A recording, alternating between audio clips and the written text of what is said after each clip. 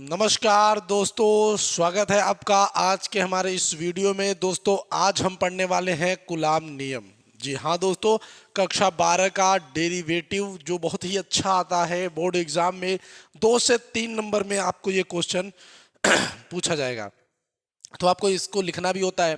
तो दोस्तों मैं एक बात कहूँगा, अभी आप हमारे वीडियो पर अगर आप थोड़ा सा क्लिक करेंगे तो आपको ऊपर की तरफ जहाँ पे आप सेटिंग वेटिंग बदलते हैं अपने यूट्यूब पर, वहीं पे आपको एक आइकन मिल जाता है जो क्या करके लिखा होता है CNC कैप्शन होता है। दोस्तों इसे अगर आप ऑन कर लेंगे तो आपको ये मेरे इस साइड में आपको हिंदी जो है जो मैं बोल रहा हूँ वो लिख कर आ जाती है। तो दोस्तों जितने रूल्स को हम बोलते हैं ज़्यादातर हम हिंदी को लिखते नहीं हैं, तो इसलिए आप इसको ऑन करके रखिएगा जब आपको अपना नोट्स बनाना हो। ठीक दोस्तों, तो वहाँ पे आपको वो लिखा लिखा आ जाता है। इसलिए मैं कहूँगा कि आप उसको भी ऑन करके रखिए जिससे कि आपको बेहतरीन मदद मिल सके। दोस्तों हम आपको कूलाम नियम को पढ़ा रहे हैं और बेहतरीन ढंग से हम सभी डेरिवेशन को पढ़ाएंगे, तो आप ज्वाइन करे रहिए हमें, जिससे कि आप बेहतरीन तैयारी कर सकें। ठीक दोस्तों, तो चलिए देखते हैं कूलाम नियम के बारे में और कूलाम बल आखिर होता क्या है। दोस्तों इन सब बारे में हम आज बात करेंगे। तो सबसे पहले ध्यान से समझिएगा, जो आवेश थे, ध्यान से सुनिएगा मेरी बातों को, जो आवेश थे बच्चों, जो आवेश थे प्लस और माइनस, ध्यान से सुनिएगा, कौन थे? प्लस और माइनस। तो अब यहां पर जो प्लस और माइनस है इनके बीच में क्या होता है दोस्तों? आकर्षण होता है। कैसा क्या होता है दोस्तों? आकर्षण होता है। और अगर वहीं पर हम बात करें कि प्लस और प्लस या माइनस और माइनस के मध्य क्या होता है दोस्तों? प्रतिकर्षण होता है। क्या होता है दोस्तों? प्रतिकर्षण होता है। तो प्लस प्लस के बीच, प्लस माइनस के बीच में आपको आकर्षण देखने को मिलता है और प्लस प्लस या माइनस माइनस के बीच में प्रतिकर्षण देखने को मिलता है। तो ध्यान से समझिएगा, इनके जो बीच बल लग रहा था उसी को कूलाम ने कूलाम बल कहा था। अगर आप समझना चाहते हैं तो मैं अब आपको समझाता हूं, ध्यान से देखिएगा। इनके डेरिवेशन को समझने के लिए थोड़ा सा दिमाग की आवश्यकता है और जो कि आपके पास अवेलेबल है। तो सबसे पहले अगर हम देखें, सबसे पहले इनकी समस्याओं को, तो देखिए इन्होंने क्या कहा दोस्तों कि दो आवेशों के मध्य, ध्यान दीजिएगा, दो आवेशों के मध्य लगने वाले, दो आवेशों के मध्य लगने वाले, अब वो चाहे प्लस माइनस हो, चाहे माइनस माइनस हो और चाहे प्लस प्लस हो। ध्यान से समझिएगा। तो इन्होंने कहा दो आवेशों के मध्य, ये दो आवेश, ये आपका डायग्राम नंबर 1 हो जाता है, ये आपका डायग्राम नंबर 2 हो जाता है, डायग्राम नंबर आपका 3 हो जाता है।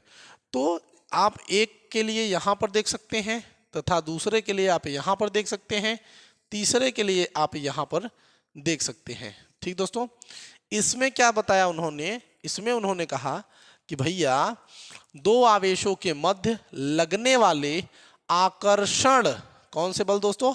आकर्षण, या अब देखिएगा ये यहां से आएगा जाएगा, देखिएगा भैया ये तो माइनस है तो ये इधर रिवर्स हो जाएगा, ये भी आएगा कहेगा भैया ये माइनस है, रिवर्स हो जाएगा।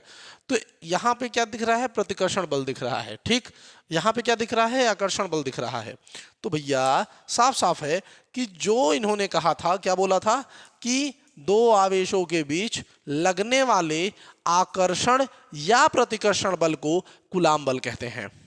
तो कूलाम बल की परिभाषा साफ साफ है कि दो आवेशों के मध्य लगने वाले आकर्षण बल या प्रतिकर्षण बल को हम कूलाम बल कहते हैं।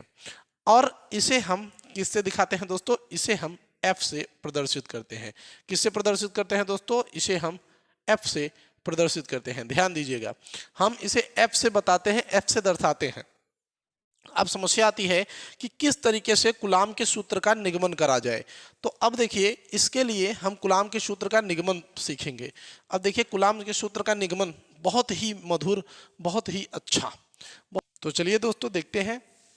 हम मानते हैं कि एक आवेश प्लस यहाँ पे है, एक माइनस आवेश यहाँ पे है, एक प्लस आवेश यहाँ पे, एक प्लस आवेश यहाँ पे। हम मानते हैं ये Q1 आवेश है, इसे मान लिया हमने Q2 आवेश है। ध्यान से समझिएगा, हमने इसे माना Q1 और इसे मान लिया Q2। अगर अब बात कभी कभी पूछ लेते हैं दोस्तों कि सबसे पहले आवेशों के बारे में बताया किसने था, तो सबसे पहले आवेशों के बारे में जिसने बताया था वो थे विलियम गिलबर्ट। कौन थे दोस्तों? विलियम गिलबर्ट, याद रखिएगा। विलियम गिलबर्ट ने सबसे पहले आवेशों के बारे में बताया था और बेंजामिन फ्रैंकलिन ने इसे धनात्मक तथा ऋणात्मक दो रूपों में दे दिया था। इस बात को याद रखिएगा। तो मैं देखूं यहाँ पे दोस्तों तो मुझे समझ में आता है कि एक आवेश Q1 है तथा एक आवेश Q2 है, जो एक दूसरे से कितनी दूरी पर बैठे हैं भैया? R दूरी पर। कितनी दूरी पर? R दूरी पर। ध्यान दीजिएगा इस बात को। तो कूलाम ने क्या कहा था कि दो आवेशों के बीच लगने वाला बल, ध्यान से सुनिएगा मेरी बात को, जो मैं यहाँ पे लिख रहा हूं, जो मैं यहाँ पे लिखूंगा दोस्तों, क्या ध्यान दीजिए कि दो आवेशों के मध्य लगने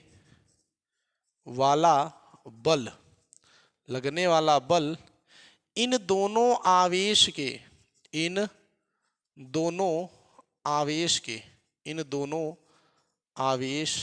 के गुणनफल के, ध्यान दीजिएगा, गुणनफल के अनुक्रमानुपाती। क्या बोला है?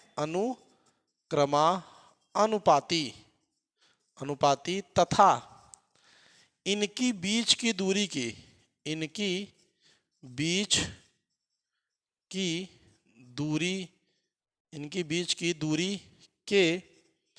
वर्ग के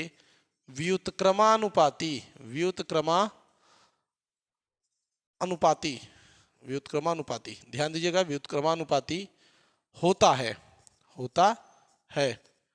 तो ये जो है कूलाम भैया का रूल था। इन्होंने क्या कहा कि जो हम बीच में फोर्स जो है कैलकुलेट करेंगे, उसे किस तरीके से कैलकुलेट करेंगे? दो आवेशों के बीच लगने वाला बल इन दोनों आवेशों के गुणनफल के अनुक्रमानुपाती तथा इनके बीच की दूरी के वर्ग के, ध्यान दीजिएगा, दूरी के वर्ग के व्युत्क्रमानुपाती होता है। यानी फर्स्ट ऑफ ऑल इन्होंने क्या कहा?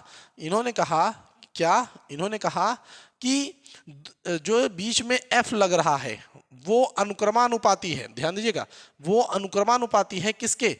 इन दोनों आवेशों के गुणनफल के, यानी Q1 इंटू Q2, यानी इन दोनों का गुणा करने पर जो है इनके अनुक्रमानुपाती होता है। फिर इन्होंने क्या बोला?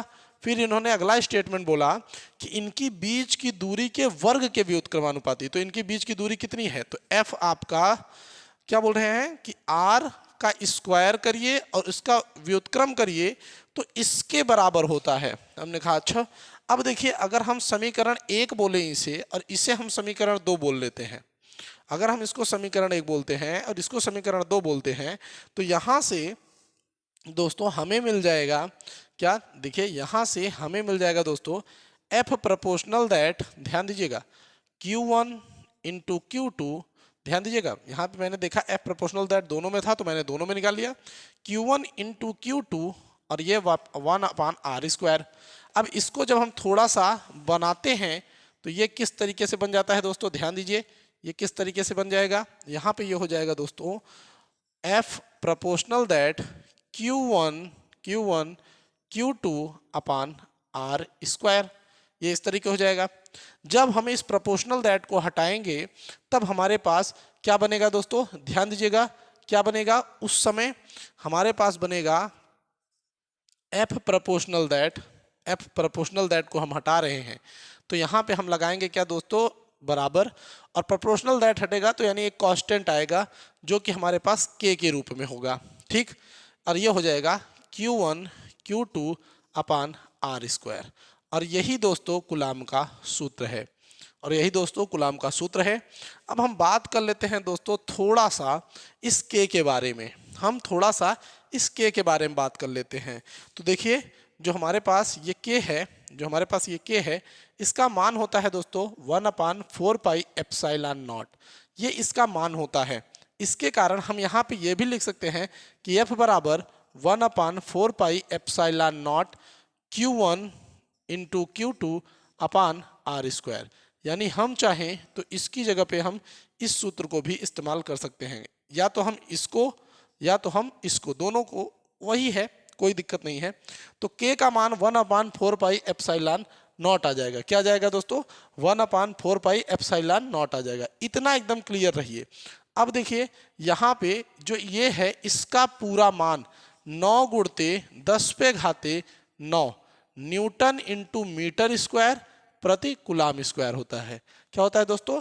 न्यूटन इंटू मीटर स्क्वायर प्रति कूलाम स्क्वायर। उसी तरीके से ई एप्सिलॉन नॉट क्या है? ई एप्सिलॉन नॉट निर्वात में क्या है दोस्तों? वैद्युतशीलता। ये निर्वात में वैद्युतशीलता है। जी हाँ दोस्तों, ये क्या है दोस्तों? निर्वात में वैद्युतशीलता। अब अगर एप्सिलॉन नॉट का भी मान होता है, एप्सिलॉन नॉट का अगर हम मान रखें तो 8.85 गुणते 10 पे घाते -12 कूलाम स्क्वायर प्रति न्यूटन इंटू मीटर स्क्वायर होता है। ये बात आपको विशेषकर ध्यान रखनी है।